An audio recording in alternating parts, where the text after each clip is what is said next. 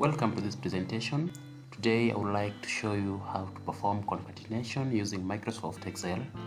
First of all, I'll go to my Excel sheet that I'm having here. You can see that I'm having around 5 columns, that is month, day, date, sum of income, and source. So let's assume that you want to add the month and the day column so that you can have the month and the day in one column. This is what we do. We go to a new column here. Let's click on this cell. Then you start with is equals, concatenate,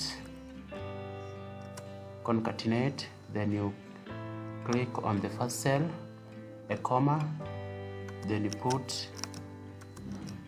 that one, then a comma, then again you press on the second column, then we close it, then we enter.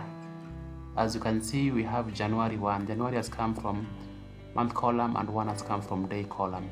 So basically that is how we concatenate using Microsoft Excel. Thank you for watching.